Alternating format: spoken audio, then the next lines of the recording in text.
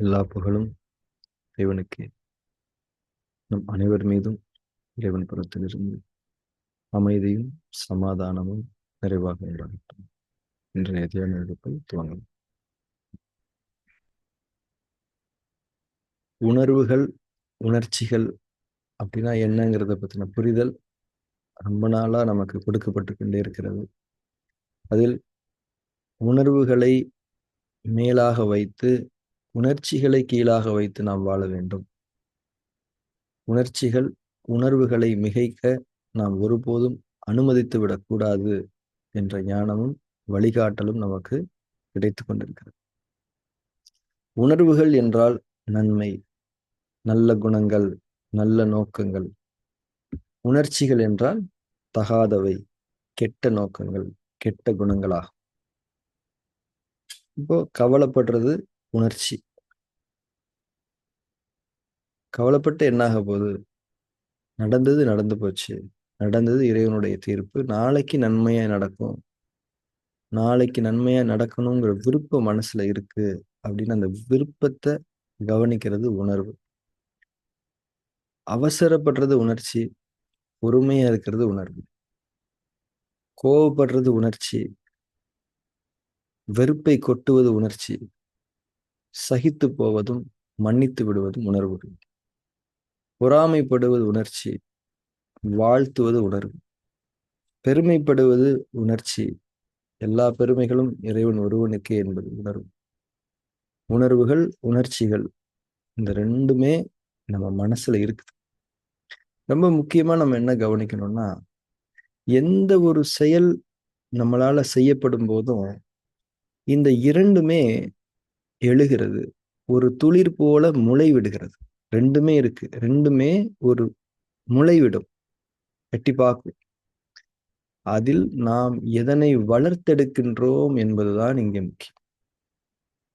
அதில் அந்த இரண்டில் எந்த ஒன்றை நாம் வளர்த்தெடுக்கின்றோம், எந்த ஒன்றை நாம முழுமையாக வெளிப்படுத்த அனுமதிக்கின்றோம், ஒரு செயலாக மாற அனுமதிக்கின்றோம் என்பது முக்கியம். உணர்ச்சிகளிலேயே வாழ்ந்து கொண்டிருக்கக்கூடிய ஒருவர் உணர்ச்சிகளையே வளர்த்தெடுப்பார். உணர்வுகளில் வாழ்ந்து கொண்டிருக்கக்கூடிய ஒருவர் உணர்வுகளையே வளர்த்தெடுப்பார். உணர்ச்சிகளில் வாழ்ந்து கொண்டிருக்கக்கூடிய ஒருவரால் உணர்வுகளை வளர்த்தெடுக்க வேண்டும் என்று விரும்பினாலும் அவரால் முடியாது. அதே போலத்தான் உணர்வுகளிலேயே வாழ்ந்து கொண்டிருக்கக்கூடிய ஒருவர் உணர்ச்சிகளை வளர்த்தெடுக்கலாம் என்று நினைத்தாலும் அதுவும் முடியாது.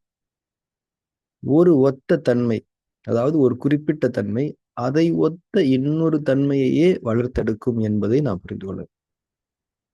அதாவது உணர்ச்சியில இருக்கோம்னா உணர்ச்சியைத்தான் நம்ம வளர்த்தெடுக்க முடியும். அதுக்கான தன்மைகள் தான் அங்க அதிகமா இருக்கும். உணர்வுகள்ல இருந்தா உணர்வுகளை நாம் வளர்த்தெடுக்க. உணர்வுகளை மேலாக வைத்து உணர்ச்சிகளை கீழாக வைத்து வாழக்கூடிய வாழ்க்கையை தானே நாம் இறை வழி வாழ்க்கை என்று சொல்லுகின்றோம். அதில் தானே நமக்கு அமைதி இருக்கிறது.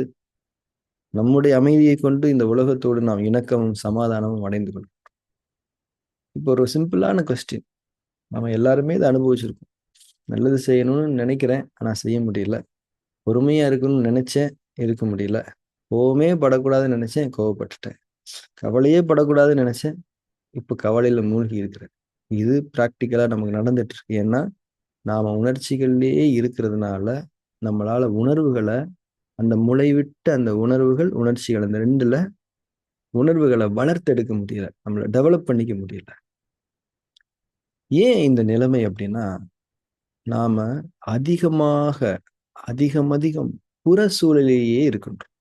இந்த புற உலகத்தை நோக்கியே இருக்கின்றோம். இந்த புற உலகத்தின் ஈடுபாடுகளிலேயே நாம் திளைத்து இருக்கின்றோம். இந்த புற உலகம் என்பது உணர்ச்சிகளால் ஆனது. இந்த புற உலகம் நம்முடைய உணர்ச்சிகளை மேலும் மேலும் பலப்படுத்தி கொண்டே இருக்கின்றன. அக உலகம் என்பது உணர்வுகள் நிறைந்தது. எந்த அளவுக்கு நாம் நம்முடைய அக உலகத்தில் ஈடுபட்டு இருக்கின்றோமோ, அக உலகத்தை நோக்கி திரும்பி இருக்கின்றோமோ, அந்த அளவுக்கு நம்முடைய உணர்வுகள் மேலோங்க முடியும். அக உலகம் என்பது உணர்வுகளுக்கு சாதகமான உலகம். புற உலகம் என்பது உணர்ச்சிகளுக்கு சாதகமான உலகம். நாம் அதிகம் புற உலகத்தில் ஈடுபட்டு உணர்ச்சிகளில் மூழ்கி உணர்ச்சிகளில் உயர்ந்த நிலையில் இருக்கின்றோம். அதனால்தான் நம்மால் உணர்வுகளும் உணர்ச்சிகளும் முளைவிடும் போது உணர்வுகளை வளர்த்தெடுக்க முடியாமல் உணர்ச்சிகளை வளர்த்தெடுக்க வேண்டிய ஒரு கட்டாயம் ஏற்பட்டுவிடும். இந்த இடத்தில் தியானம் என்பதனுடைய அவசியத்தை நாம் உணர்ந்து கொள்ள வேண்டும். தியானம் என்பது என்ன? நம்முடைய அகசூழலில் திரும்பி இருக்கக்கூடிய, அகசூழலில் முழுமையாக ஈடுபட்டு இருக்கக்கூடிய ஒரு செயல்முறை. அதிகம் அதிகம் நாம் தியானம் செய்ய செய்ய செய்ய நாம் உணர்வுகளில் நிலை பெறுவோம். ஒரு குறிப்பிட்ட செயல் செய்யும் போது உணர்வும் உணர்ச்சியும் முளைவிடும் என்று பார்த்தோம் அல்லவா? நீங்கள் தியானம் அதிகம் அதிகம் செய்யும்போது உங்களால் உணர்ச்சிகளை விலக்கி உணர்வுகளை தேர்ந்தெடுத்து அதை வளர்த்தெடுக்க முடியும். அது உங்களுடைய இயல்பாக மாறும். கவலைப்படக்கூடாதுன்னு நினைச்சேன், கவலைப்படல. ஏன்னா நீங்கள் உணர்வுகளின் பக்கம் திரும்பி விட்டீர்கள். உணர்ச்சி உணர்வில் உணர்வை வளர்த்தெடுக்க உங்களால் முடிகிறது. இதை பழக பழக பழக நீங்கள் உணர்வு கொண்ட மனிதர்களாக, நல்ல நோக்கங்களை கொண்ட மனிதர்களாக, நல்ல எண்ணங்கள், நல்ல குணங்களை கொண்ட மனிதர்களாக மாற முடியும். நாம் மாற முடியும். இதுதான் இறைவன் நம்மீது திருப்தி கொள்ளும் வாழ்க்கை. இதுதான் அர்த்தம் நிறைந்த வாழ்க்கை. தியானம் நம்மை அர்த்தம் நிறைந்த ஒரு வாழ்வை வாழ்வதற்கு உதவி செய்ய முடியும். எல்லாருக்குமே நல்லா வாழணும்னு தானே ஆசை. யாருக்காவது கெட்ட கெட்ட தன்மையில வாழ்ந்துடணும், என் வாழ்க்கை கெட்ட தன்மையில இருக்கணும்னு நினைக்கிறாங்களா? இல்லையே. எல்லாருக்குமே நன்மைகள் விருப்பம். ஆனா செய்ய முடியல. ஏன்னா உணர்ச்சிகள் தடுக்கின்றது. இப்ப அதை பிரேக் பண்ணணும். நம்மளை ஒரு பழக்கத்துக்குள்ள உட்படுத்திக்கணும். உணர்ச்சிகளை விலக்கி உணர்வுகளை தேர்ந்தெடுக்கக்கூடிய தன்மைக்கு நம்மளை பக்குவப்படுத்திக்கணும்னா தியானம் அற்புதமான கருவி, தவிர்க்க முடியாத கருவி. இன்றைய நவீன உலகத்தில் தியானம் என்பது ஒரு புதிய மேண்டேட்ரி, ஒரு கட்டாயமான வாழ்வியல் அங்கம் என்பதை நாம் ஒவ்வொருவரும் உணர்ந்து கொள்ள வேண்டும். ஏன்னா இன்னைக்கு அவ்வளவு சேலஞ்சஸ், நம்மை உணர்ச்சி மயமாக்கக்கூடிய அத்தனை விஷயங்கள் இந்த உலகத்துல நிறைஞ்சிருக்கு. நாளுக்கு நாள் அது அசுரத்தனமா டெவலப் ஆகிட்டே இருக்கு. இந்த நிலையில முன் எப்போதும் இல்லாத அளவுக்கு நாம் தியானத்தை தீவிரப்படுத்த வேண்டும். தட் இஸ் நம்முடைய அக சூழலில் நிலை பெறுவதை, நம்முடைய அக உலகத்தில் நாம் உலவுவதை உறுதிப்படுத்த வேண்டும். இது ஒன்றுதான் நம்முடைய மீட்சிக்கு வழி, நம்முடைய அமைதிக்கு வழி. நமக்கு இறைவன் அளித்த இந்த அளப்பரிய மனித பிறவியை அர்த்தம் நிறைந்ததாக மாற்றிக்கொள்வதற்கு ஒரே வழி தியானம், இறை வழி தியானம். இந்த ஒரு அழகிய உணர்வோடு இன்றைய தியான செயல்முறையை நாம் துவங்கலாம். நாம் அனைவரும் கண்களை மூடிக்கொண்டு புற சூழலில் இருந்து விலகி, உணர்ச்சிகளின் உலகத்தில் இருந்து விலகி அக சூழலுக்குள் திரும்பும், உணர்வுகளின் உலகத்திற்குள் திரும்பும். கண்களை மூடியிருத்தல், கண்களை மூடியிருத்தலின் மீது கவனம். புற சூழலில் இருந்து அக சூழலுக்குள் திரும்பி இருக்கின்றேன். ஒரு அழகிய செயலை நான் செய்வதற்கு எனக்கு கிடைத்த இந்த வாய்ப்பு இறைவன் புறம்பிருந்துள்ள எனக்கான பாக்கியம் என்ற உணர்வோடு நாம் தியானத்தை தொடரும்.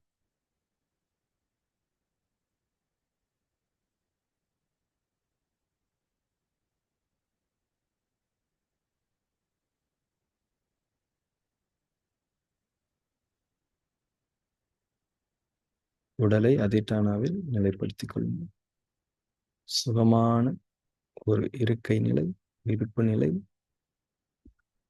இறுக்கங்கள் ஏதும் இல்லாமல் முற்றிலும் தளர்வாக அசைவற்ற தன்மையில் உடலை நிலைநிறுத்தி அக உலகத்திற்குள் இன்னும் இன்னும் தீவிரமாக நீங்கள் இறங்கிவிடுங்கள்.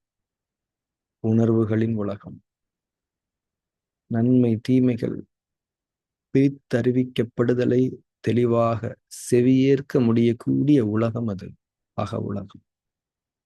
இறைவனோடு பேசக்கூடிய வாய்ப்பு அக உலகத்தில் ஒவ்வொரு க்ஷணமும் கிடைத்துக் கொண்டிருக்கக்கூடிய உலகம் அக உலகம். மூச்சின் மீது கவனம் ஏற்படட்டும். இயல்பான மூச்சோட்டம். உள்மூச்சின் மீதும் வெளிமூச்சின் மீதும் இயல்பான கவனம்.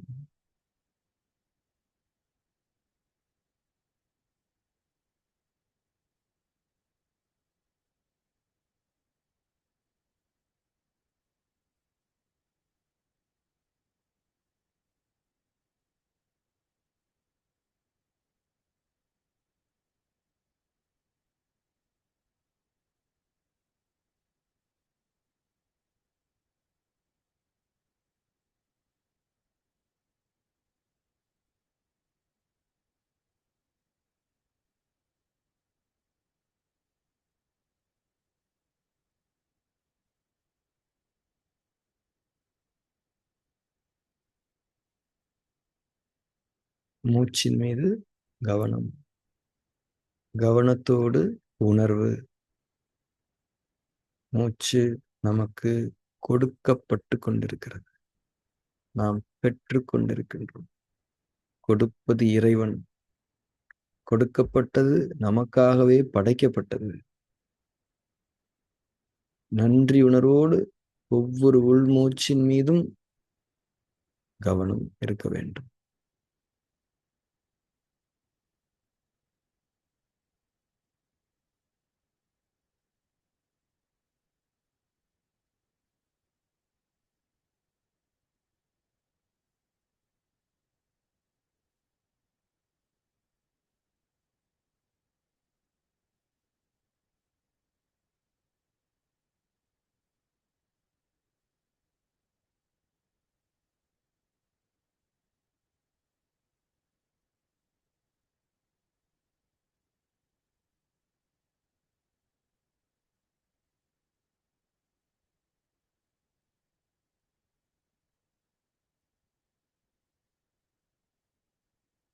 மூச்சின் மீது கவனமும் உணர்வும் இருக்கட்டும்.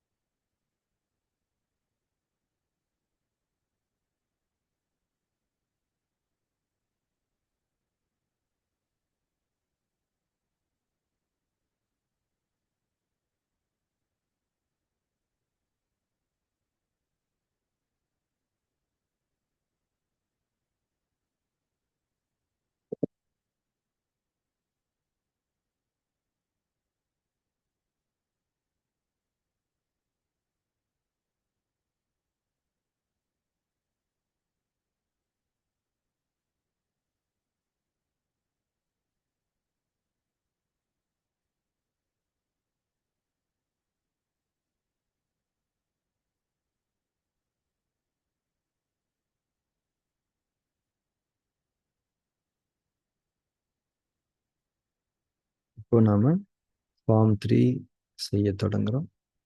சாட்சி பாவனையில் நாம் இருக்க வேண்டும். நம்முடைய உள்ளும் புறமும் எந்த ஒரு செயல் நிகழ்ந்தாலும், தூண்டல் நிகழ்ந்தாலும், மாற்றம் நிகழ்ந்தாலும் அது குறித்து எந்த திருப்தி உணர்வும் வேண்டாம், அதிருப்தி உணர்வும் வேண்டாம், ஆதரவும் வேண்டாம், எதிர்ப்பும் வேண்டாம். எது நடந்தாலும் அவைகளை அனுமதித்து வெறுமனே கவனித்து ஒரு பார்வையாளரை போல அந்த நிகழ்வுக்கும் உங்களுக்கும் நெருங்கிய தொடர்பு இல்லாத ஒரு தன்மையில் தியானித்திருக்க வேண்டும். இதுவே சாட்சி பாவம். எண்ணங்களின் எழுச்சி, உடலின் உணர்ச்சி, மூச்சு கவனிக்கப்படுதல், தூக்கம் வருதல், வெறுமை நிலை வருதல், புற சூழலில் ஏற்படக்கூடிய அசௌகரியங்கள், சப்தங்கள், எது நடந்தாலும் அது குறித்து எந்த கருத்தும் எதிர்கருத்தும் தேவையில்லை. சாட்சி பாவனையில் உழைத்திருக்கலாம்.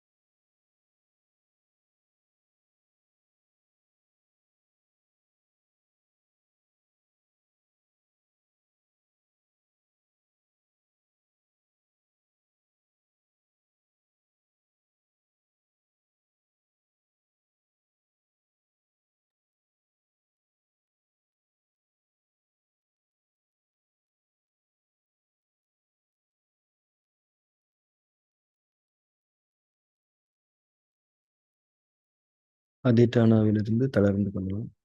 தியானத்தில் தொடர்ந்து இருக்கலாம்.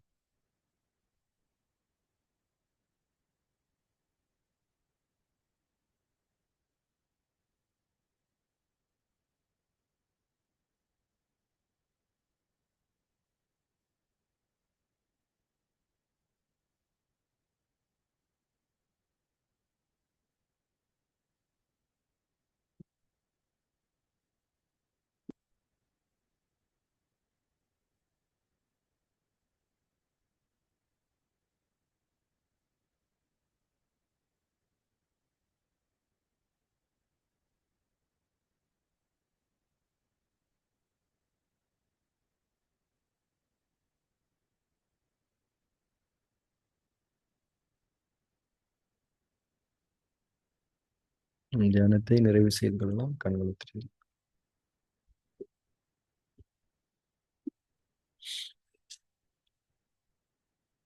தியானம் என்பது புதிய உலகத்தின் கட்டாயம். தடுப்பூசி கட்டாயம் கவர்மெண்ட் சொல்ற மாதிரி தியானம் கட்டாயம் நம்ம சொல்லிக்காண்டி. உண்மையான தடுப்பூசி தியானம் தான். நோய்களிலிருந்தும் தீங்குகளிலிருந்தும் நம்மை காப்பாற்றுவது தியானம் தான். உண்மையான தடுப்பூசி எல்லாரும் போட்டுக்கணும். சரி, இந்த மார்கழி மாதம் சென்று கொண்டிருக்கிறது. நீர் மூலகத்தினுடைய பருவகாலம் என்று அக்குபஞ்சர் மருத்துவம் இதை வரையறுக்கின்றது. குளிர்காலம், நீர் மூலகத்துக்கான பருவகாலம்.